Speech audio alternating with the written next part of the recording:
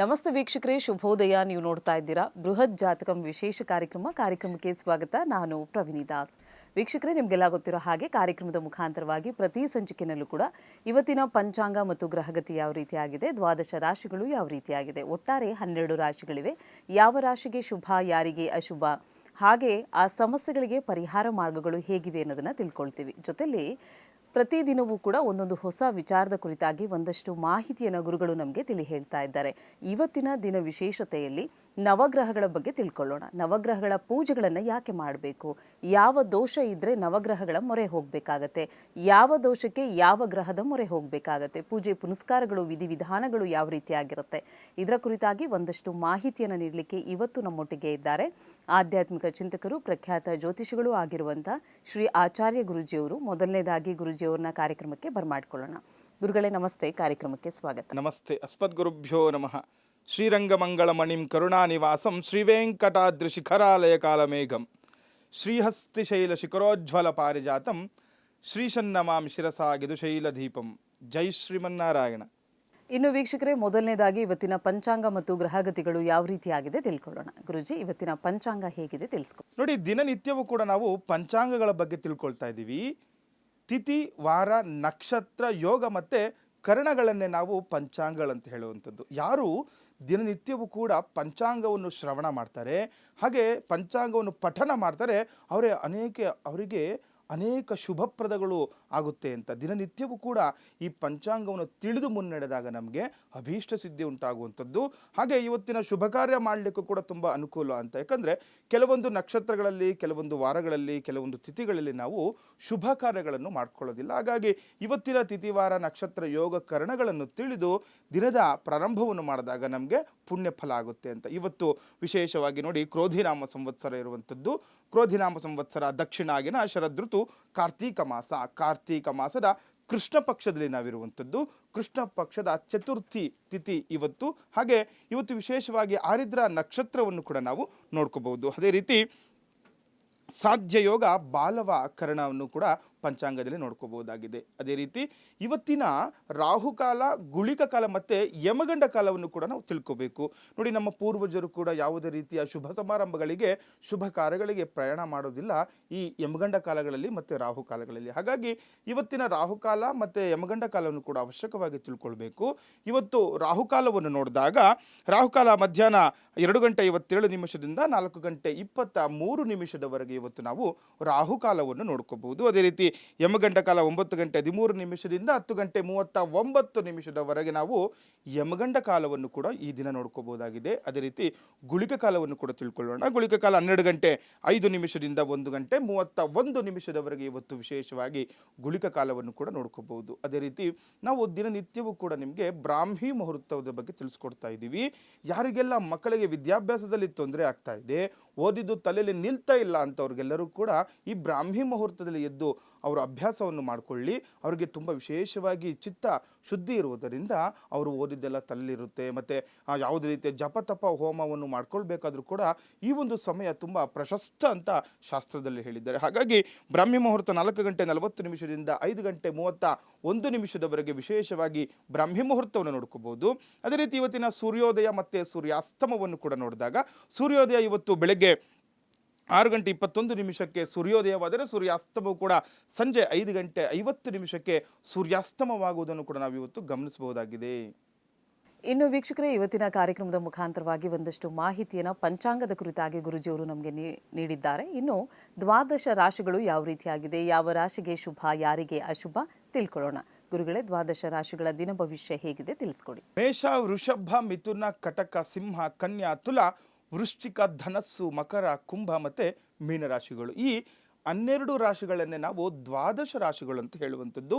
ದಿನನಿತ್ಯವೂ ಕೂಡ ಈ ದ್ವಾದಶ ರಾಶಿಗಳ ಯಾರಿಗೆಲ್ಲ ಅನುಕೂಲಗಳಿದೆ, ಯಾರಿಗೆ ಅನಾನುಕೂಲಗಳಿದೆ, ಇವೆಲ್ಲವನ್ನು ಕೂಡ ತಿಳಿದು ಇವತ್ತಿನ ದಿನವನ್ನು ನಾವು ಪ್ರಾರಂಭ ಮಾಡೋಣ. ಹಾಗೆ ಇವತ್ತಿನ ಪ್ರಥಮ ರಾಶಿ ಮೇಷರಾಶಿ.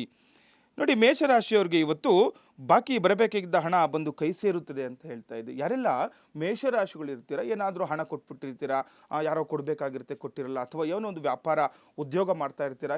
ಯಾಕಂದರೆ ಒಂದು ವ್ಯಾಪಾರ ಉದ್ಯೋಗ ಅಭಿವೃದ್ಧಿ ಆಗಬೇಕಂದ್ರೆ ಕೆಲವೊಂದು ವಿಚಾರಗಳಲ್ಲಿ ನಾವು ಹಣ ಅವರು ಮುಂಚಿತವಾಗಿ ನಾವು ಕೊಡಬೇಕಾಗುತ್ತೆ. ಆ ರೀತಿ ಏನಾದರೂ ಕೊಟ್ಟು ತೊಂದರೆ ಅನುಭವಿಸ್ತಾ ಇದ್ದರೆ ಹಣ ಏನು ಬಾಕಿ ಇರುತ್ತೆ ಅದು ಬರುವಂತಹ ಲಕ್ಷಣಗಳು ಕೂಡ ಇವತ್ತು ಮೇಷರಾಶಿಯವರಿಗೆ ಕಾಣ್ತಾ ಇದೆ.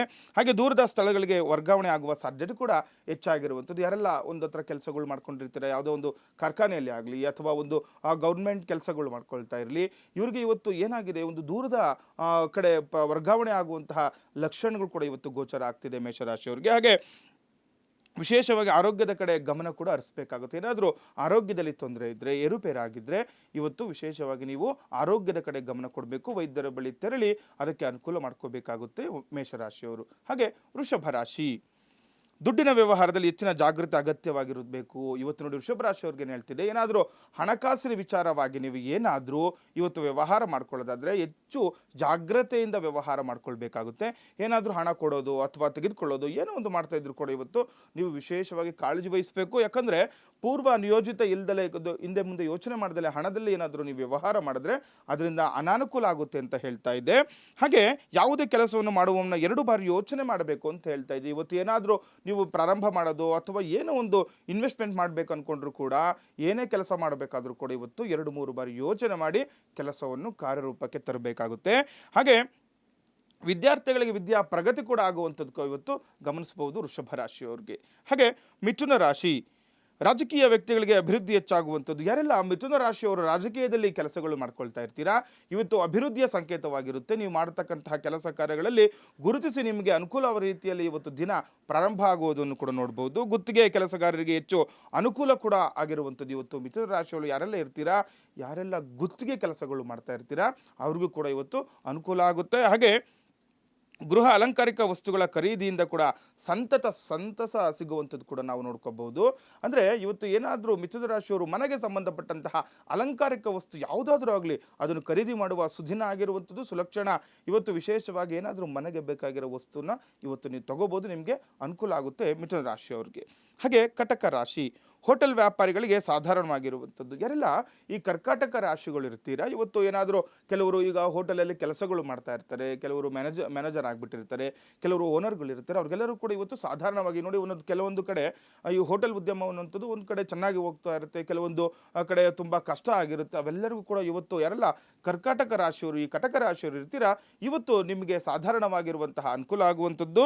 ಹಾಗೆ ಆಸ್ತಿ ಖರೀದಿಗೆ ಸಂಬಂಧಪಟ್ಟ ಕೆಲಸದಲ್ಲಿ ಕೂಡ ಇವತ್ತು ಅನುಕೂಲ ಆಗುತ್ತೆ. ಏನಾದರೂ ಆಸ್ತಿ ತೆಗೆದುಕೊಳ್ಳೋದ್ರು ಕೂಡ ಚರಾಸ್ತಿ ಆಗಲಿ ಅಥವಾ ಸ್ಥಿರಾಸ್ತಿ ಆಗಲಿ ಏನಾದರೂ ತಗೋಬೇಕು ಅಂದ್ಕೊಂಡಿದ್ರೆ ಇವತ್ತು ಅದ್ರ ಕಡೆ ಗಮನ ಕೊಡಿ. ಯಾಕಂದರೆ ಮಂಗಳವಾರ ಆಗಿರೋದ್ರಿಂದ ಇವತ್ತು ತಗೋಬೇಕು ಅಂತ ಏನಿಲ್ಲ, ಅದ್ರ ಬಗ್ಗೆ ಚಿಂತನೆ ಮಾಡೋದು ಅಥವಾ ಮಾತಾಡೋದು ಈ ರೀತಿ ಎಲ್ಲ ಮಾಡ್ಕೋಬೋದು, ನಿಮಗೆ ಅನುಕೂಲ ಆಗುವಂಥದ್ದು ಕಟಕ ರಾಶಿಯವರಿಗೆ. ಹಾಗೆ ಸಿಂಹರಾಶಿ, ಆರ್ಥಿಕ ಹಿನ್ನಡೆಯ ನಡುವೆಯೂ ಕೂಡ ಇರುವ ಭಿನ್ನಾಭಿಪ್ರಾಯಗಳು ದೂರವಾಗುತ್ತೆ. ನೋಡಿ ಸಿಂಹರಾಶಿಯವರಿಗೆ ಏನು ಹೇಳ್ತಿದೆ, ಆರ್ಥಿಕವಾಗಿ ಏನಾದರೂ ತೊಂದರೆ ಅನುಭವಿಸ್ತಾ ಇದ್ರು ಕೂಡ ಮನೆಯಲ್ಲಿ ಇವತ್ತು ವಿಶೇಷವಾಗಿರುವಂತಹ ದಿನ ಆಗುತ್ತೆ.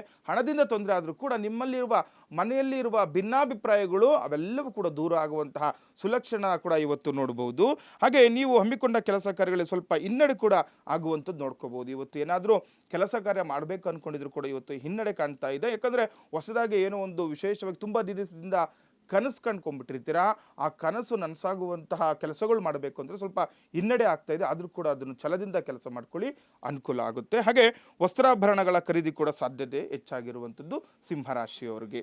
ಹಾಗೆ ಕನ್ಯಾ ರಾಶಿ, ಸಾಮಾಜಿಕ ಮತ್ತು ರಾಜಕೀಯ ಕ್ಷೇತ್ರದಲ್ಲಿ ಇರುವವರಿಗೆ ಟೀಕೆಗಳು ಆಗುವಂಥದ್ದು. ಯಾರೆಲ್ಲ ಈ ಕನ್ಯಾ ರಾಶಿಯವರು ಇರ್ತೀರಾ, ಸಾಮಾಜಿಕವಾಗಲಿ ಆಗಲಿ ಅಥವಾ ರಾಜಕೀಯವಾಗಲಿ ಏನಾದರೂ ತೊಂದರೆಗಳು ಅನುಭವಿಸ್ತಾ ಇರ್ತೀವಿ. ಯಾಕಂದರೆ ಈಗ ಟೀಕೆಗಳು ಬರುವಂಥದ್ದು ಯಾವಾಗ ಒಬ್ಬ ಮನುಷ್ಯ ಬೆಳೀತಾ ಇರ್ತಾನೆ ಅಂಥವ್ರಿಗೇನೆ ಸಾಮಾನ್ಯವಾಗಿ ಟೀಕೆಗಳು ಬರ್ತಾ ಇರುತ್ತೆ. ಇವತ್ತು ಯಾರಾದರೂ ಈ ರಾಜಕೀಯವಾಗಿ ಇದ್ದವ್ರಿಗೂ ಕೂಡ ಇವತ್ತು ಟೀಕೆಗಳು ಹೆಚ್ಚಾಗಿರುವಂಥದ್ದು ನೋಡ್ಕೋಬಹುದು ಕನ್ಯಾ ರಾಶಿಯವರಿಗೆ. ಹಾಗೆ ಭೂಮಿಗೆ ಸಂಬಂಧಪಟ್ಟ ಸಮಸ್ಯೆಗಳು ಕೂಡ ಬಗೆಹರಿಸಿಕೊಳ್ಳುವಿರಿ ಅಂತ ಹೇಳ್ತಾ ಇದೆ. ಏನಾದರೂ ಈ ಭೂಮಿ ವಿಚಾರವಾಗಿ ಏನಾದರೂ ತೊಂದರೆ ಆಗಿದ್ದರೆ ಅಥವಾ ಏನಾದರೂ ವ್ಯಾಜ್ಯಗಳಾಗಿದ್ದರೂ ಕೂಡ ಇವತ್ತು ಬಗೆಹರಿಸಿಕೊಳ್ಳುವಂತಹ ಸುಲಕ್ಷಣ ಕೂಡ ಸುದಿನ ಇವತ್ತು ಆಗಿರುವಂಥದ್ದು. ಮನೆಯ ಶುಭ ಕಾರ್ಯಗಳ ಖರ್ಚುಗಳು ಕೂಡ ಹೆಚ್ಚಾಗಿರುವಂಥದ್ದು ಕೂಡ ನೋಡಬಹುದು ಕನ್ಯಾ ರಾಶಿಯವರಿಗೆ. ಮನೆಯಲ್ಲಿ ಏನೋ ಒಂದು ಶುಭ ಕಾರ್ಯಕ್ಕೆ ನೀವು ಅಣಿ ಮಾಡ್ಕೋಬೇಕು, ಅದೇ ರೀತಿ ಅದರಿಂದ ಖರ್ಚುಗಳು ಕೂಡ ಹೆಚ್ಚಾಗುವಂಥದ್ದು ಕೂಡ ನೋಡ್ಕೋಬಹುದು ಕನ್ಯಾ ರಾಶಿಯವರಿಗೆ. ಹಾಗೆ ತುಲಾರಾಶಿ, ಉದ್ಯೋಗದಲ್ಲಿರುವ ಒತ್ತಡಗಳು ಕಡಿಮೆ ಆಗುತ್ತೆ ಅಂತ ಹೇಳ್ತಾ ಇದೆ. ತುಲಾರಾಶಿಯವರಿಗೆ ಯಾರು ಕೆಲಸಗಳು ಮಾಡ್ಕೊಳ್ತಾ ಇರ್ತಾರೆ, ಯಾವುದೋ ಒಂದು ಖಾಸಗಿ ಕ್ಷೇತ್ರದಲ್ಲೇ ಆಗಲಿ ಅಥವಾ ಏನೋ ಒಂದು ಸಾರ್ವಜನಿಕ ಕ್ಷೇತ್ರದಲ್ಲಿ ಕೆಲಸ ಮಾಡ್ತಾ ಇರಿ. ಕೆಲವೊಂದು ಕೆಲಸಗಳಲ್ಲಿ ಒತ್ತಡ ತುಂಬ ಜಾಸ್ತಿ ಇರುವಂಥದ್ದು. ಆದರೆ ಇವತ್ತು ಆ ಒತ್ತಡಗಳು ಕಡಿಮೆ ಆಗುವಂತಹ ಲಕ್ಷಣಗಳು ಕೂಡ ನಿಮಗೆ ಕಾಣ್ತಾ ಇದೆ ತುಲಾರಾಶಿಯವರಿಗೆ. ಹಾಗೆ ಮಹಿಳೆಯರಿಗೆ ಸಾಮಾಜಿಕ ಸ್ಥಾನಮಾನ ಕೂಡ ದೊರಕುವಂಥದ್ದು. ಯಾರೆಲ್ಲ ಮಹಿಳೆಯರು ಇರ್ತೀರ ಸಾಮಾಜಿಕವಾಗಿ ಸ್ಥಾನಮಾನ ಕೂಡ ನಿಮಗೆ ವಿಶೇಷವಾಗಿ, ಏಕೆಂದರೆ ನಿಮ್ಮ ಕೆಲಸ ಸ್ಥಳದಲ್ಲಿ ಕೆಲವ್ರನ್ನ ಗುರುತಿಸ್ತಾ ಇರಲ್ಲ, ಇವತ್ತು ನಿಮ್ಮ ಗುರುತಿಸುವಂತಹ ಲಕ್ಷಣಗಳು ಕೂಡ ಇವತ್ತು ಕಾಣ್ತಾ ಇದೆ. ಹಾಗೆ ಕಾರ್ಯದಲ್ಲಿ ಕೀರ್ತಿ ಯಶಸ್ಸು ಕೂಡ ಲಾಭವನ್ನು ತರುವಂಥದ್ದು ಕೂಡ ಇವತ್ತು ತುಲಾರಾಶಿಯವರು ಕಾಣಿಸ್ತಾ ಇದೆ. ಅಂದರೆ ಇವತ್ತು ಕೆಲಸ ಕಾರ್ಯದಲ್ಲಿ ನೀವು ಮಗ್ನರಾಗಿದ್ದಾಗ ಅದರಿಂದ ನಿಮಗೆ ಕೀರ್ತಿ ಆಗುತ್ತೆ, ಲಾಭ ಆಗುತ್ತೆ, ಯಶಸ್ಸು ಕೂಡ ಸಿಗುವಂಥದ್ದು. ಯಾಕಂದರೆ ನಮ್ಮ ಕೆಲಸ ನಾವು ಮಾಡಿದಾಗ ಯಾವತ್ತೂ ಕೂಡ ನಮಗೆ ಅನುಕೂಲ ಆಗುತ್ತೆ. ಇವತ್ತು ಕೂಡ ತುಲಾರಾಶಿಯವರಿಗೆ ವಿಶೇಷವಾಗಿ ಮಾಡುವ ಕೆಲಸ ಕಾರ್ಯದಲ್ಲಿ ಯಶಸ್ಸು ಕೂಡ ಸಿಗುವಂಥದ್ದು ನೋಡ್ಬೋದು. ಹಾಗೆ ವೃಶ್ಚಿಕ ರಾಶಿ, ಅನಿರೀಕ್ಷಿತವಾಗಿ ಅಧಿಕಾರ ಹಾಗೂ ಉನ್ನತ ಹುದ್ದೆಗಳು ನಿಮ್ಮನ್ನು ಹುಡುಕಿಕೊಂಡು ಬರುವಂತಹ ಸುಲಕ್ಷಣದ ದಿನ ಆಗಿರುವಂಥದ್ದು ಇವತ್ತು. ಯಾಕಂದರೆ ಕೆಲವರು ವೃಶ್ಚಿಕ ರಾಶಿ ನೋಡಿ ತುಂಬ ಚೆನ್ನಾಗಿ ಓದ್ಕೊಂಬಿಟ್ಟಿರ್ತಾರೆ, ಅವರಿಗೆ ಅವರ ಯೋಗ್ಯತೆಗೆ ತಕ್ಕಂತಹ ಕೆಲಸಗಳಿರಲ್ಲ. ಆದರೆ ಇವತ್ತು ನಿಮ್ಮನ್ನೇ ಹುಡುಕಿಕೊಂಡು ಬರುವಂತಹ ಸುದಿನ ಆಗಿರುವಂಥದ್ದು ವೃಶ್ಚಿಕ ರಾಶಿಯವರಿಗೆ. ಏನಾದರೂ ಕೆಲಸದ ಬಗ್ಗೆ ಯೋಚನೆ ಮಾಡ್ಕೊಳ್ಳಿ, ನಿಮಗೆ ಅನುಕೂಲ ಆಗುತ್ತೆ. ಹಾಗೆ ವ್ಯಾಪಾರದಲ್ಲಿ ವ್ಯವಹಾರದಲ್ಲಿ ಸಾಲದ ಮೊರೆ ಹೋಗುವಿರಿ ಅಂತ ಕೂಡ ಹೇಳುವಂಥದ್ದು. ಏನಾದರೂ ಹೊಸದಾಗಿ ವ್ಯಾಪಾರ ಮಾಡಬೇಕಂದ್ರೂ ಕೂಡ ವ್ಯವಹಾರಕ್ಕೂ ಕೂಡ ನೀವು ಸಾಲದ ಮೊರೆ ಹೋಗ್ಬೋದು. ಯಾಕಂದರೆ ಕೆಲವೊಂದು ನೋಡಿ ಒಂದು ವ್ಯಾಪಾರ ಉದ್ಯೋಗ ಪ್ರಾರಂಭ ಮಾಡಬೇಕಂದ್ರೆ ಇನ್ವೆಸ್ಟ್ಮೆಂಟ್ ಅಂತ ಇರುತ್ತೆ, ಅದಕ್ಕೆ ಕೆಲವೊಂದು ಕಡೆ ನಾವು ಸಾಲ ಎಲ್ಲರೂ ಕೂಡ ಮಾಡುವಂಥದ್ದು. ಹಾಗಾಗಿ ಇವತ್ತೇನಾದರೂ ನೀವು ಯೋಚನೆ ಮಾಡ್ತಾ ಇದ್ದರೆ ಆ ಸಾಲದ ಮೊರೆ ಹೋಗಿ ನಿಮಗೆ ಅನುಕೂಲ ಆಗುತ್ತೆ. ನಾವು ಸಾಮಾನ್ಯವಾಗಿ ಹೇಳ್ತಿರ್ತೀವಿ ಕೆಲವರಿಗೆ ಸಾಲ ಮಾಡಬಾರ್ದು ಅಂತ, ಯಾಕಂದರೆ ಇವತ್ತು ಇವರ ಗ್ರಹಚಾರ ಬಲದಲ್ಲಿ ಇವತ್ತು ವಿಶೇಷವಾಗಿರುವಂತಹ ದಿನ ವೃಶ್ಚಿಕ ರಾಶಿಯವರಿಗೆ ಅನುಕೂಲ ಆಗುತ್ತೆ ಅಂತ ಹೇಳ್ತಾ ಇದೆ. ಹಾಗೆ ಧನಸ್ಸು ರಾಶಿ, ಸರ್ಕಾರಿ ಕೆಲಸಗಳಲ್ಲಿ ಯಶಸ್ಸು ಕಾಣುವಿರಿ. ಯಾರೆಲ್ಲ ಧನಸ್ಸು ರಾಶಿಗಳು ಇರ್ತಾರೆ, ಏನಾದರೂ ಗೌರ್ಮೆಂಟ್ ಕೆಲಸಗಳಲ್ಲಿ ನಿಮಗೆ ಅನುಕೂಲ ಆಗಬೇಕು ಅಥವಾ ಈ ಸರ್ಕಾರಿ ಕೆಲಸದಲ್ಲಿ ಏನೋ ಒಂದು ನಿಮಗೆ ಆಗಬೇಕು ಅಂದ್ಕೊಂಡಿದ್ರು ಕೂಡ ಇವತ್ತು ಆ ಕೆಲಸ ಕೂಡ ಇವತ್ತು ಯಶಸ್ಸು ಸಿಗುವಂಥದ್ದು ನೋಡ್ಬೋದು. ಅದೇ ರೀತಿ ವಿದೇಶದಿಂದ ಶುಭ ವಾರ್ತೆ ಕೂಡ ಕೇಳಿ ಬರುವಂಥದ್ದು. ಅಂದರೆ ವಿದೇಶದಿಂದ ಯಾರೆಲ್ಲ ವಿದೇಶದಲ್ಲಿ ಇನ್ವೆಸ್ಟ್ಮೆಂಟ್ ಮಾಡಿರೋದು ಅಥವಾ ಏನಾದರೂ ಈಗ ಹೊರದೇಶಕ್ಕೆ ಹೋಗುವಂತಹ ಯೋಚನೆ ಚಿಂತನೆ ಮಾಡ್ತಾ ಇದ್ರು ಕೂಡ ನಿಮಗೆ ಅನುಕೂಲದ ಶುಭ ವಾರ್ತೆ ಕೂಡ ನಿಮಗೆ ಕೇಳಿ ಬರುವಂಥದ್ದು. ಹಾಗೆ ಯಾವುದೇ ಕೆಲಸದಲ್ಲಿ ಅರ್ಧದಲ್ಲಿ ನಿಲ್ಲಿಸಬೇಡಿ ಅಂತ ಹೇಳ್ತಾ ಇದ್ದೀನಿ. ನೋಡಿ, ಧನಸ್ಸು ರಾಶಿಯವರಿಗೆ ಏನಾದರೂ ಕೆಲಸ ಕಾರ್ಯದಲ್ಲಿ ಇದ್ರೂ ಕೂಡ ಅರ್ಧದಲ್ಲಿ ನಿಲ್ಲಿಸಬಾರ್ದು. ಯಾವುದೇ ಕೆಲಸ ಆಗಲಿ ನೋಡಿ, ಈಗ ವಿದೇಶದ ಸಂಬಂಧಪಟ್ಟ ಕೆಲಸ ಆಗಲಿ ಅಥವಾ ಬೇರೆ ಯಾವುದೇ ಆಗಲಿ ಯಾವುದನ್ನು ಕೂಡ ಆಗಲ್ಲ ಅಂತ ಕೈ ಬಿಡಬಾರ್ದು, ಕೆಲಸವನ್ನು ಮಾಡಿ ಅನುಕೂಲ ಆಗುತ್ತೆ ಧನಸ್ಸು ರಾಶಿಯವರಿಗೆ. ಹಾಗೆ ಮಕರ ರಾಶಿ, ಅನಾವಶ್ಯಕವಾಗಿ ಅಪವಾದಗಳನ್ನು ಎದುರಿಸಬೇಕಾಗುತ್ತದೆ. ನೋಡಿ, ಮಕರ ರಾಶಿಯವರಿಗೆ ಏನು ಹೇಳ್ತಾ ಇದೆ, ಅನಾವಶ್ಯಕವಾಗಿ ಯಾವುದೋ ಅಪವಾದ ನಿಮ್ಮ ಮೇಲೆ ಬರುವಂತಹ ಲಕ್ಷಣ ಗೋಚರ ಆಗ್ತಾ ಇದೆ. ಹಂತವಾಗಿ ಸಮಸ್ಯೆಗಳಿಗೆ ಪರಿಹಾರ ಕೂಡ ದೊರಕುವಂಥದ್ದು. ಯಾವಾಗ ನಾವು ಸಮಾಧಾನವಾಗಿ ಕೆಲಸ ಕಾರ್ಯಗಳನ್ನು ಮಾಡ್ಕೊಳ್ತೀವಿ ಆವಾಗ ಹಂತವಾಗಿ ಯಾವುದೇ ಸಮಸ್ಯೆ ಇದ್ರೂ ಕೂಡ ಪರಿಹಾರ ಹಾಗೆ ಆಗುತ್ತೆ. ಹಾಗೆ ದುಡ್ಡಿನ ವಿಚಾರದಲ್ಲಿ ಕೂಡ ಹೆಚ್ಚು ಜಾಗೃತಿ ಕೂಡ ವಹಿಸಬೇಕಾಗುತ್ತೆ. ಮಕರ ರಾಶಿಯವರು ಏನಾದರೂ ಹಣಕಾಸಿನ ವಿಚಾರದಲ್ಲಿ ತೊಂದರೆಗಳು ಅನುಭವಿಸಿದ್ರು ಕೂಡ ಹೆಚ್ಚಿನ ಜಾಗೃತಿ ವಹಿಸಬೇಕಾಗುತ್ತೆ ಮಕರ ರಾಶಿಯವರು. ಹಾಗೆ ಕುಂಭರಾಶಿ, ಕಬ್ಬಿಣ ವಸ್ತುಗಳ ಮಾರಾಟಗಾರರಿಗೆ ಅನುಕೂಲವಾಗುವಂಥದ್ದು. ಯಾರೆಲ್ಲ ಕುಂಭರಾಶಿಗಳು ಇರ್ತೀರಾ, ಕಬ್ಬಿಣ ವಿಚಾರವಾಗಿ ಕೆಲಸಗಳು ಮಾಡುವಂಥದ್ದು, ಮಾರಾಟ ಮಾಡುವಂಥದ್ದು ಇರ್ತೀರಾ, ಅವರಿಗೆ ಅನುಕೂಲದ ದಿನ ಆಗಿರುವಂಥದ್ದು. ವಿವಿಧ ಮೂಲಗಳಿಂದ ಹಣಕಾಸು ಬರುವಂಥದ್ದು ಕೂಡ ಇವತ್ತು ನೋಡ್ಕೋಬಹುದು. ಅದೇ ರೀತಿ ಬಾಕಿ ಬರಬೇಕಾಗಿದ್ದ ಹಣ ಕೂಡ ನಿಮ್ಮನ್ನು ಕೈ ಸೇರುವಂತಹ ಲಕ್ಷಣ ಇವತ್ತು ಕುಂಭರಾಶಿಯವರಿಗೆ ವಿಶೇಷ. ನೋಡಿ, ಈ ಕಬ್ಬಿಣ ಕೆಲಸ ಮಾಡೋರಿಗೂ ಕೂಡ ಇವರು ಮುಂಚಿತವಾಗಿಯೇ ಕೆಲವೊಂದು ವಿಚಾರಗಳಲ್ಲಿ ಮಾರಾಟ ಮಾಡಬೇಕಾಗುತ್ತೆ, ಅದು ಕೆಲವೊಂದು ಬಾಕಿ ಇರುತ್ತೆ, ಅವೆಲ್ಲವೂ ಕೂಡ ಇವತ್ತು ನಿಮ್ಗೆ ಬಂದು ಕೈ ಸೇರುವಂತಹ ಲಕ್ಷಣಗಳು ಕೂಡ ಕುಂಭರಾಶಿಯವರಿಗೆ ಗೋಚರ ಆಗ್ತಾ ಇದೆ. ಕಡೆಯ ರಾಶಿ ಮೀನರಾಶಿ, ಆರೋಗ್ಯದ ವಿಷಯದಲ್ಲಿ ಉದಾಸೀನ ಬೇಡ ಅಂತ ಹೇಳ್ತಿದೆ. ಯಾರೆಲ್ಲ ಮೀನರಾಶಿಗಳು ಇರ್ತೀರಾ ಆರೋಗ್ಯದ ಕಡೆ ಗಮನ ಕೊಡಬೇಕು. ಯಾವುದೇ ರೀತಿಯ ಸ್ವಲ್ಪ ಸಮಸ್ಯೆ ಕಂಡ್ರೂ ಕೂಡ ನೀವು ಅದಕ್ಕೆ ತಕ್ಕ ಪರಿಹಾರ ಮಾಡ್ಕೊಳ್ಬೇಕಾಗುತ್ತೆ. ನಿಮಗೆ ಸಹಕಾರ ನೀಡಿದ ಗುರು ಹಿರಿಯರನ್ನು ಗೌರವಿಸಿ, ಮುಂದೆ ಉತ್ತಮ ದಿನಗಳು ಕೂಡ ನಿಮಗೆ ಗೋಚರ ಆಗಿರುವಂಥದ್ದು. ಯಾರೆಲ್ಲ ಈ ಮೀನರಾಶಿಗಳು ಇರ್ತೀರಾ ಗುರುಗಳನ್ನು ಪ್ರಾರ್ಥನೆ ಮಾಡ್ಕೊಳ್ಳಿ. ಯಾರಾದರೂ ನಿಮಗೆ ಸಹಾಯ ಮಾಡಿದ್ರು ಕೂಡ ಅವರ ಬಗ್ಗೆನೂ ಕೂಡ ಚಿಂತನೆ ಮಾಡ್ಕೊಳ್ಳಿ, ನಿಮಗೆ ಅನುಕೂಲದ ದಿನ ಮುಂದೆ ಇರುವಂಥದ್ದು. ಹಾಗಾಗಿ ಮೀನರಾಶಿಗಳು ಕೂಡ ತುಂಬ ವಿಶೇಷವಾಗಿರುವಂಥ ದಿನ ಈ ದಿನ ಆಗಿರುವಂಥದ್ದು. ಇನ್ನು ವೀಕ್ಷಕರೇ, ಒಟ್ಟಾರೆ 12 ರಾಶಿಗಳ ಫಲಾನುಫಲ ಯಾವ ರೀತಿಯಾಗಿತ್ತು, ಯಾವ ರಾಶಿಗೆ ಶುಭ, ಯಾರಿಗೆ ಅಶುಭ ತಿಳ್ಕೊಂಡಿದ್ದಾಯಿತು. ಇನ್ನು ಗುರುಗಳನ್ನು ನೀವು ನೇರವಾಗಿ ಬಂದು ಭೇಟಿಯಾಗಬೇಕು, ನಿಮ್ಮಲ್ಲಿರುವಂತಹ ಸಮಸ್ಯೆಗಳಿಗೆ ಪರಿಹಾರ ಮಾರ್ಗವನ್ನು ಕಂಡುಕೊಳ್ಬೇಕು, ಗೃಹ ಪ್ರವೇಶ ಆಗಿರ್ಬೋದು ಅಥವಾ ಮನೆಯಲ್ಲಿ ಶುಭ ಕಾರ್ಯಗಳಿಗೆ ಗುರುಜಿಯವ್ರನ್ನ ಭೇಟಿಯಾಗಬೇಕು ಅಂದರೆ ಗುರುಜಿಯವ್ರನ್ನ ನೇರವಾಗಿ ಬಂದು ಭೇಟಿಯಾಗಲಿಕ್ಕೆ ಅವಕಾಶವಿದೆ. ಗುರುಜಿಯವರು ಇದೇ ಬೆಂಗಳೂರಿನ ಅಂಚೆಪಾಳ್ಯದ ಕಚೇರಿಯಲ್ಲಿ ಸಿಗ್ತಾರೆ. ಕಾರ್ಯಕ್ರಮದ ಕೊನೆಯ ಭಾಗದಲ್ಲಿ ಅಡ್ರೆಸ್ನ ನಾವು ಡಿಸ್ಪ್ಲೇ ಮಾಡ್ತೀವಿ, ನೋಟ್ ಮಾಡಿಕೊಂಡು ಜೊತೆಲಿ ಆ ಒಂದು ಸಂಖ್ಯೆಗೆ ಕರೆ ಮಾಡಿ ಒಂದು ಅಪಾಯಿಂಟ್ಮೆಂಟ್ನ ಫಿಕ್ಸ್ ಮಾಡಿಕೊಂಡು ತದನಂತರ ಗುರುಜಿಯವ್ರನ್ನ ಭೇಟಿಯಾಗಲಿಕ್ಕೆ ಅವಕಾಶವಿದೆ ಅಂತ ಹೇಳ್ತಾ ಕಾರ್ಯಕ್ರಮದಲ್ಲಿ ಪುಟ್ಟದೊಂದು ವಿರಾಮ.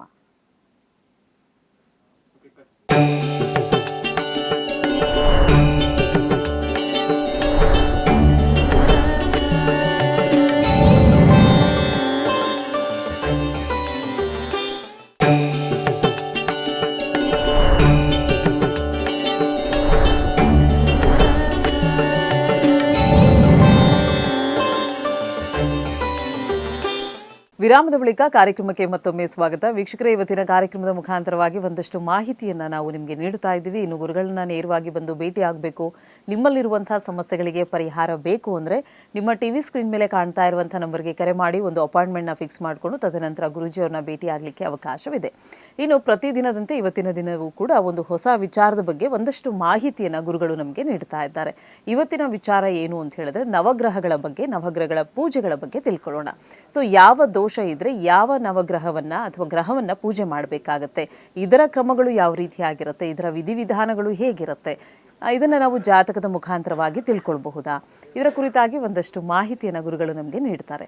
ಗುರುಗಳೇ, ಇವತ್ತಿನ ದಿನ ವಿಶೇಷತೆ ನೋಡಿ. ಇವತ್ತು ನವಗ್ರಹಗಳ ಬಗ್ಗೆ ಮಾತಾಡ್ತಾ ಇದ್ದೀವಿ. ನಾವು ತುಂಬ ಸರಿ ಸಾಮಾನ್ಯವಾಗಿ ನವಗ್ರಹಗಳ ಬಗ್ಗೆ ಮಾತಾಡ್ತಾನೆ ಇದ್ದೀವಿ. ಆದರೆ ಕೆಲವರು ನಮಗೆ ಕೇಳ್ತಾರೆ, ಗುರುಗಳೇ ಈ ನವಗ್ರಹಗಳನ್ನು ಯಾಕೆ ಪೂಜೆ ಮಾಡಬೇಕು ಅಂತ. ಅಂದರೆ ಈ ನವಗ್ರಹಗಳಿಂದ ಏನೇನೆಲ್ಲ ಫಲಗಳಿದೆ ಮತ್ತು ನವಗ್ರಹಗಳ ಪೂಜೆ ವಿಧಿವಿಧಾನ ಯಾವ ರೀತಿ ಇರಬೇಕು ಅಂತ.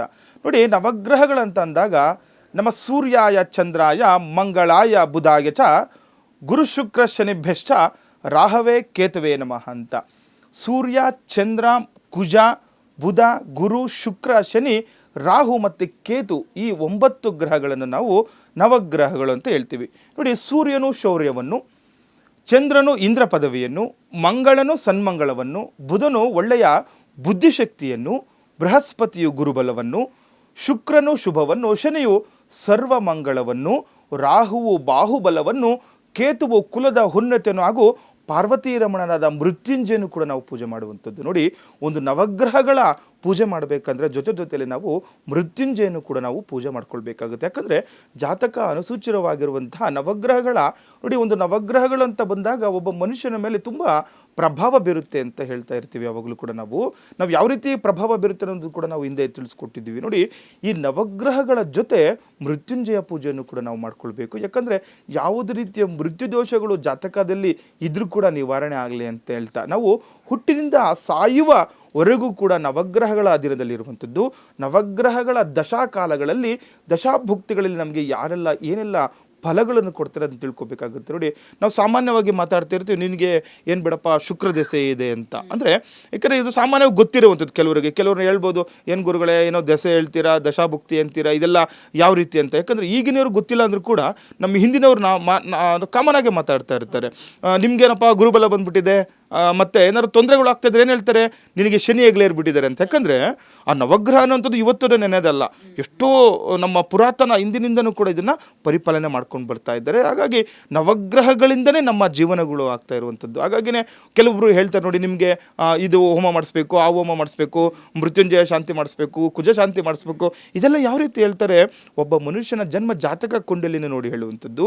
ಯಾಕಂದರೆ ಒಂದು ಜಾತಕ ನೋಡಿದಾಗ ಅವರ ಆ ಒಂದು ಗ್ರಹಗಳ ಸ್ಥಿರತೆ ಯಾವ ರೀತಿ, ಎಲ್ಲೆಲ್ಲಿ ಗ್ರಹಗಳು, ಒಂದು ಜಾತಕ ಅಂತಂದರೆ ಒಂದು ಕುಂಡಲಿ ನೋಡ್ತಾರೆ. ಒಂದು ಕುಂಡಲಿ ಅಂತಂದರೆ ಈ ದ್ವಾದಶ ರಾಶಿ ಕುಂಡಲಿ ಅಂತ ನೋಡ್ತೀವಿ. ಅಂದರೆ 12 ಮನೆಗಳಲ್ಲಿ ನೋಡುವಂಥದ್ದು. ಅಂದರೆ ಒಂದೊಂದು ಭಾವಕ್ಕೂ ಕೂಡ ಒಂದೊಂದು ಅರ್ಥ ಇರುವಂಥದ್ದು. ಹಾಗಾಗಿ ಒಂದು ಮನೆಗೂ ಕೂಡ ಒಂದೊಂದು ಭಾವ ಅಂತ ಕರಿತೀವಿ.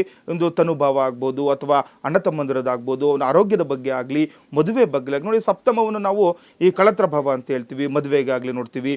ಅಥವಾ ಗಂಡ ಹೆಂಡ್ತಿರು, ಒಂದು ಗಂಡಿಗೆ ಹೆಣ್ಣಾಗಲಿ, ಹೆಣ್ಣಿಗೆ ಗಂಡಾಗಲಿ, ಈ ರೀತಿ ಒಂದು ಜಾತಕವನ್ನು ನಾವು ನೋಡಿಕೊಂಡಾಗ ನಮಗೆ ಅದರಲ್ಲಿ ಗೋಚರ ಆಗಿರುವಂಥದ್ದು. ಅದರ ಜೊತೆಯಲ್ಲಿ ದಶಾಭುಕ್ತಿ ಅಂತ, ಯಾವ ಒಂದು ಮಗು ಜನನ ಆಗುತ್ತೆ, ಆ ಜನನ ಕಾಲದಲ್ಲಿ ಯಾವ ದಶೆ ನಡೀತಾ ಇದೆ ಅಲ್ಲಿಂದ ಕೂಡ ಪ್ರಾರಂಭ ಆಗುವಂಥದ್ದು. ಒಬ್ಬ ಮನುಷ್ಯನಿಗೆ ಪೂರ್ಣಾಯುಷ್ಯ ಅಂದರೆ ಇವಾಗ 120 ವರ್ಷ ಅಂತ ಹೇಳ್ತಾರೆ, ಕೆಲವೊಂದು ಕಡೆ 123 ಅಂತ ಕೂಡ ಹೇಳುವಂಥದ್ದು. ಈ ರೀತಿ ಪೂರ್ಣಾಯುಷ್ಯಗೆ ಆ ಒಂದು ಗ್ರಹಗಳ ದಶಾಭುಕ್ತಿ ಕಾಲಗಳು ಅಂತ, ಒಂದೊಂದು ಗ್ರಹಗಳು ಇಷ್ಟಿಷ್ಟು ವರ್ಷ ಅವರು ದಶಾಭುಕ್ತಿ ಇದೆ ಅಂತ ಇರುತ್ತೆ. ಎಲ್ಲ ಸಂಪೂರ್ಣವಾಗಿ ಅದು ಆ ದಶಾಭುಕ್ತಿ 120 ವರ್ಷಕ್ಕೆ ಬರುತ್ತೆ ಅಂತ. ಅದೇ ರೀತಿ ನಾವು ಮಾಮೂಲಾಗಿ ಒಂದು ಸಾಮಾನ್ಯವಾಗಿ ಮಾತಾಡ್ತಾ ಇರ್ತೀವಿ, ಶನಿ 7.5 ಅಂತಂದರೆ 7.5 ವರ್ಷ ಶನಿಗ್ರಹ ಅಂತ. ನೋಡಿ, 7.5 ವರ್ಷ ಅಂತಂದರೆ ಶನಿಗ್ರಹ ಅದು ಸಂಚಾರ ಬಂದು 2.5 ವರ್ಷ ಅಂತ ಹೇಳ್ತಾರೆ ಒಂದು ರಾಶಿಯಲ್ಲಿ ಶನಿಗ್ರಹ. ಅಂದರೆ ಆ ಶನಿಗ್ರಹ ಏನು ಮಾಡ್ತಾನೆ, ಯಾವ ಒಂದು ರಾಶಿಗೆ ಶನಿ ಪ್ರವೇಶ ಆಯಿತು ಅಂದರೆ ಅದು ಹಿಂದಿನ ರಾಶಿಯವರೆಗೂ ಕೂಡ ಕಾಡ್ತಾ ಇರ್ತಾನೆ, ಮುಂದಿನ ರಾಶಿಯವರೆಗೂ ಕೂಡ ಕಾಣ್ತಾ ಇರ್ತಾನೆ. ಆವಾಗ ಹಿಂದಿನದು 2 ವರ್ಷ, ಮತ್ತು ಸ್ವಸ್ಥಾನದಲ್ಲಿ 2 ವರ್ಷ, ಮತ್ತು ಮುಂದಿನ ರಾಶಿಗೆ 2 ವರ್ಷ, ಈ 2 ವರ್ಷ, 2.5 ಸೇರಿ 7.5 ವರ್ಷವನ್ನು 7.5 ಅಂತ ಹೇಳುವುದು. ಆ ರೀತಿ ಅವರ ಜನ್ಮ ಜಾತಕದಿಂದ ಯಾವ ಗ್ರಹಗಳು ಸಂಚಾರ ನಡೀತಾ ಇದೆ ಅದನ್ನು ನೋಡಿಕೊಂಡು ನಾವು ದಶಾಭುಕ್ತಿಗಳು ಮಾಡುವಂಥದ್ದು. ಹಾಗಾಗಿ ಈ ನವಗ್ರಹಗಳ ಯಾಕೆ ಪೂಜೆ ಮಾಡಬೇಕು ಅಂತ ನೋಡಿ, ನವಗ್ರಹ ಮಂಡಲದಲ್ಲಿ ನಾವು ಪ್ರಥಮ ಗ್ರಹವನ್ನು ನಾವು ಸೂರ್ಯ ಸೂರ್ಯಗ್ರಹ ಅಂತ ಹೇಳ್ತೀವಿ. ಇದನ್ನು ರಾಜಗ್ರಹ ಅಂತ ಹೇಳುವಂಥದ್ದು. ನೋಡಿ, ಯಾರಿಗೆಲ್ಲ ಈ ಪೊಲೀಸ್ ಆಗಬೇಕು ಅಂದ್ಕೊಂಡ್ಬಿಟ್ಟಿರ್ತಾರೆ, ಮಿಲಿಟ್ರಿಗೆ ಜಾಯ್ನ್ ಆಗಬೇಕು ಅಂದ್ಕೊಂಡಿರ್ತಾರೆ, ಯಾಕೆಂದರೆ ಸೂರ್ಯಗ್ರಹ ಜಾತಕದಲ್ಲಿ ಏನಾದರೂ ಬಲಿಷ್ಠನಾಗಿದ್ದರೆ ತುಂಬ ತೇಜಸ್ಸಾಗಿರ್ತಾರೆ, ತುಂಬ ಕಟ್ಮಸ್ತಾಗಿರುವಂಥದ್ದು. ಈ ರೀತಿಯಲ್ಲಿ ನಾವು ಸಾಮಾನ್ಯವಾಗಿ ನೋಡ್ತಾ ಇರ್ತೀವಿ. ಯಾಕೆಂದರೆ ನೋಡಿ, ಈಗ ಪೊಲೀಸ್ ಆಗಬೇಕು ಮತ್ತು ಒಂದು ಮಿಲಿಟ್ರಿಗೆ ಹೋಗ್ಬೇಕಂದ್ರೂ ಕೂಡ ಬಾಡಿ ಎಲ್ಲ ಚೆನ್ನಾಗೇ ಇರಬೇಕು ಅಂತ ಹೇಳ್ತಾರಲ್ವ. ಈ ರೀತಿ ಯಾರಿಗೆ ಅನುಕೂಲಗಳಾಗಬೇಕು ಅನ್ನೋರು ಸೂರ್ಯಗ್ರಹನ ಆರಾಧನೆ ಮಾಡ್ಕೊಳ್ಬೇಕು. ಅದೇ ರೀತಿ ನಾವು ವಿಶೇಷವಾಗಿ ಹೇಳ್ತೀವಿ ಪಿತೃಕಾರಕ ಅಂತ ಹೇಳ್ತೀವಿ. ತಂದೆಗೆ ಸಮಾನ ಅಂತ ಒಂದು ಗ್ರಹ ಸೂರ್ಯಗ್ರಹ.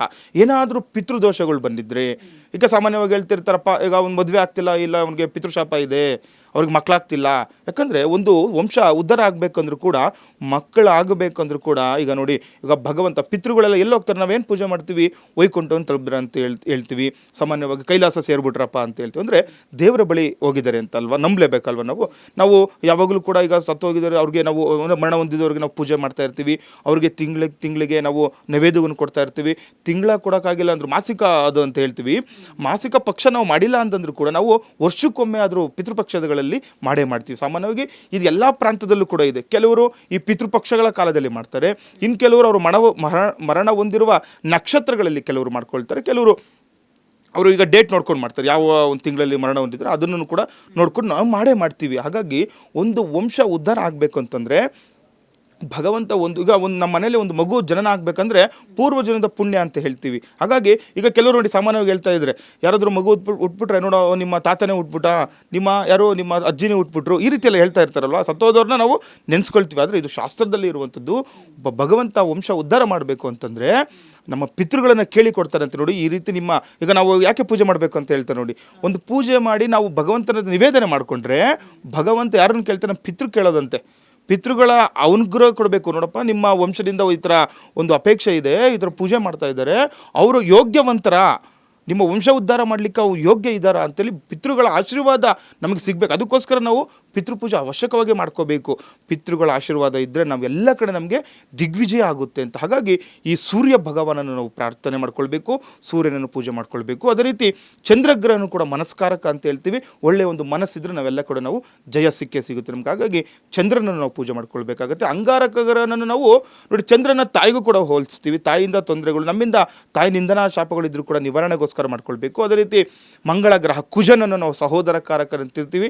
ಅಣ್ಣ ತಮ್ಮಂದಿರು ಅಕ್ಕ ತಂಗಿಯರು ಏನಾದರೂ ತೊಂದರೆ ಇದ್ದರೆ ಪೂಜೆ ಮಾಡ್ಕೊಳ್ಬೇಕು. ಹಾಗೆ ಬುಧ ಗ್ರಹನನ್ನು ಬುದ್ಧಿಕಾರಕ ಅಂತ ಹೇಳ್ತೀವಿ. ಒಳ್ಳೆಯ ಒಂದು ಮಕ್ಕಳಿಗೆ ಬುದ್ಧಿಶಕ್ತಿ ನೀಡಲಿ ಅಂತ ಹೇಳ್ತೀಯ ಬುಧ ಗ್ರಹನನ್ನು ಪೂಜೆ ಮಾಡ್ಕೊಳ್ಬೇಕು. ಅದೇ ರೀತಿ ಬೃಹಸ್ಪತಿ ಗ್ರಹ ಗುರು ಅಂತ ಹೇಳ್ತೀವಿ. ಯಾಕಂದರೆ ಒಂದು ಮಗು ವಿದ್ಯಾಭ್ಯಾಸದಲ್ಲಿ ಉನ್ನತ ಮಟ್ಟಕ್ಕೆ ಹೋಗ್ಬೇಕಂದ್ರೆ ಒಳ್ಳೆಯ ಗುರುಗಳು ಸಿಗಬೇಕು. ಗುರುಗಳು ಸಿಕ್ಕರೆ, ಒಳ್ಳೆಯ ಮಾರ್ಗದರ್ಶನ ಸಿಕ್ಕರೆ ನಮಗೆ ಆ ಮಗು ಎಲ್ಲಿಗೆ ಬೇಕಾದ್ರೂ ಓದ್ಬೋದು, ಚೆನ್ನಾಗಾಗುತ್ತೆ. ಈ ರೀತಿ ಗುರುಗ್ರಹನನ್ನು ಓದಲಿಕ್ಕೆ, ಒಂದು ವಿದ್ಯಾಭ್ಯಾಸಕ್ಕೆ ಮಾಡ್ಕೋಬೇಕು. ಪುತ್ರ ಸಂತಾನಕ್ಕೂ ಕೂಡ ಗುರುವನ್ನು ನೋಡ್ತೀವಿ. ಧನಕಾರಕ ಕೂಡ ಗುರು ಆಗಿರುತ್ತೆ. ಹಾಗೆ ಶುಕ್ರ ಗ್ರಹ ಏನಾದರೂ ಅಲಂಕಾರಿಕ ವಸ್ತು ನೋಡಿ, ಈಗ ಕೆಲವರು ಎಷ್ಟೇ ದುಡ್ಡಿದ್ರು ಕೂಡ ಒಂದು ಒಳ್ಳೆ ಬಟ್ಟೆ ಹಾಕ್ಲಿಕ್ಕಾಗಲ್ಲ, ತುಂಬ ಒಂಥರ ಚೆನ್ನಾಗಿರಲ್ಲ, ಆ ರೀತಿ ಎಲ್ಲ ಇರ್ತಾರಲ್ವ. ಏನಾದರೂ ಆ ರೀತಿ, ಆಮೇಲೆ ಏನಾದರೂ ದುಡ್ಡಿನಿಂದ ಸಮಸ್ಯೆ ಹೊಂದುತ್ತಾ ಇದ್ರು ಕೂಡ ಶುಕ್ರ ಗ್ರಹನ ಆರಾಧನೆ ಮಾಡ್ಕೊಳ್ಬೇಕು. ಅದೇ ರೀತಿ ಶನೇಶ್ವರ ಗ್ರಹ, ಯಾವ ಒಬ್ಬ ಮನುಷ್ಯನಿಗೆ ಅಹಂ ಜಾಸ್ತಿ ಆಗಿ ನೋಡಿ ಹೇಳ್ಬಿಡ್ತಾರೆ, ತುಂಬ ಚೆನ್ನಾಗಿ ನಡೀತಿರುತ್ತೆ ವ್ಯಾಪಾರ, ಇದ್ದಕ್ಕಿದ್ದಂಗೆ ಸಡನ್ನಾಗಿ ಬಿದ್ದೋಗ್ಬಿಡುತ್ತೆ. ಈ ರೀತಿ ಏನಾದರೂ ತೊಂದರೆ ಆಗಿ ಆರೋಗ್ಯ ಸಮಸ್ಯೆ ಜಾಸ್ತಿ ಕಾಡ್ತಾ ಇದ್ದರೆ ಅವರು ಈ ಶನೇಶ್ವರ ಗ್ರಹನನ್ನು ಪೂಜೆ ಮಾಡ್ಕೊಳ್ಬೇಕು. ಅದೇ ರೀತಿ ರಾಹು ಮತ್ತು ಕೇತು ಗ್ರಹಗಳು, ಈ ಗ್ರಹಗಳನ್ನು ನಾವು ಛಾಯಾಗ್ರಹಗಳಂತ ಹೇಳ್ತೀವಿ ನಾವು ಸಾಮಾನ್ಯವಾಗಿ. ಅಂದರೆ ಅವರು ಗೋಚರ ಆಗಲ್ಲ, ನೆರಳಿನ ರೂಪದಲ್ಲಿ ಇರುವಂಥದ್ದು. ಇವರು ಏನಾದರೂ ಸರ್ಪ ಏನಾದರೂ ಹೊಡೆದಿದ್ರೆ, ಕೆಲವರು ನೋಡಿ ಇವಾಗ ಸರ್ಪ ಹೊಡೆದ್ಬಿಟ್ಟಿರ್ತಾರೆ ಹಿಂದೆ ನಮ್ಮ ಪೂರ್ವಜರಾರು, ಅದು ನಮಗೆ ದೋಷ ಬಂದಿರುತ್ತೆ. ಇದರಿಂದ ಮದುವೆಗೆ ತೊಂದರೆ ಆಗ್ತಾ ಇರುತ್ತೆ, ಅಥವಾ ಮದುವೆ ಆದಮೇಲೆ ತೊಂದರೆ ಆಗ್ತಿರುತ್ತೆ, ಮಕ್ಕಳಾಗೋದು ತೊಂದರೆ ಆಗುತ್ತೆ, ಮಕ್ಕಳಾದರೂ ಕೂಡ ಬುದ್ಧಿಭ್ರಮಣೆ ಮಕ್ಕಳು ಇಟ್ಬಿಡ್ತಾರೆ. ಅದಕ್ಕೋಸ್ಕರ ಈ ರಾಹುಕೇತು ಕೂಡ ಶಾಂತಿ ಮಾಡ್ಕೊಳ್ಬೇಕು. ಅದ್ರ ಜೊತೆ ಮೃತ್ಯುಂಜಯನ ಕೂಡ ಪೂಜೆ ಮಾಡಿಕೊಂಡು, ಈ ನವಗ್ರಹಗಳನ್ನು ಈ ರೀತಿ ಪೂಜೆ ಮಾಡಿಕೊಂಡಾಗ ಇಷ್ಟೆಲ್ಲ ನಮಗೆ ಅನುಕೂಲಗಳಾಗುತ್ತೆ. ಯಾರಿಗೆಲ್ಲ ತೊಂದರೆಗಳು ಅನುಭವಿಸ್ತಾ ಇರ್ತೀರಾ, ಮದುವೆ ವಿಚಾರದಲ್ಲಾಗಲಿ, ಅಥವಾ ಆರೋಗ್ಯ ವಿಚಾರದಲ್ಲಾಗಲಿ, ಅಥವಾ ವಿದ್ಯಾಭ್ಯಾಸ ವಿಚಾರದಲ್ಲಾಗಲಿ, ಅಥವಾ ಸಲಭಾದಿ ಆಗಿದ್ರು ಕೂಡ ಈ ನವಗ್ರಹಗಳು, ಎಲ್ಲ ಗ್ರಹಗಳು ಒಂದೊಂದು ಅನುಕೂಲ ಮಾಡುವಂಥದ್ದು. ಈ ರೀತಿ ಪೂಜೆ ಮಾಡಿಕೊಂಡಾಗ ನಮಗೆ ಅನೇಕ ಫಲಗಳು ಸಿಗುತ್ತೆ ಅಂತ ಶಾಸ್ತ್ರ. ಇನ್ನು ವೀಕ್ಷಕರೇ, ಇವತ್ತಿನ ದಿನ ವಿಶೇಷತೆಯಲ್ಲಿ ನವಗ್ರಹಗಳ ಕುರಿತಾಗಿ ಒಂದಷ್ಟು ಮಾಹಿತಿಯನ್ನು ಗುರುಗಳು ನಮಗೆ ನೀಡಿದ್ದಾರೆ. ಯಾವ ಗ್ರಹದ ಮೊರೆ ಹೋಗಬೇಕು, ನಿಮ್ಮ ಜಾತಕದಲ್ಲಿ ದೋಷಗಳಿದ್ರೆ, ಸೊ ಯಾವ ರೀತಿಯಾದಂಥ ದೋಷಗಳಿದ್ರೆ ನವಗ್ರಹದ ಪೂಜೆಯನ್ನು ಮಾಡಬೇಕಾಗತ್ತೆ, ಸೊ ಇದರ ಕುರಿತಾಗಿ ಒಂದಷ್ಟು ಮಾಹಿತಿಯನ್ನು ಗುರುಗಳು ನೀಡಿದ್ದಾರೆ. ಇನ್ನು ಗುರುಗಳನ್ನು ನೀವು ನೇರವಾಗಿ ಬಂದು ಭೇಟಿಯಾಗಬೇಕು ಅಂದರೆ ನಿಮ್ಮ ಟಿವಿ ಸ್ಕ್ರೀನ್ ಮೇಲೆ ಒಂದು ಅಡ್ರೆಸ್ ಬರ್ತಾ ಇದೆ, ನೋಟ್ ಮಾಡ್ಕೊಳ್ಳಿ.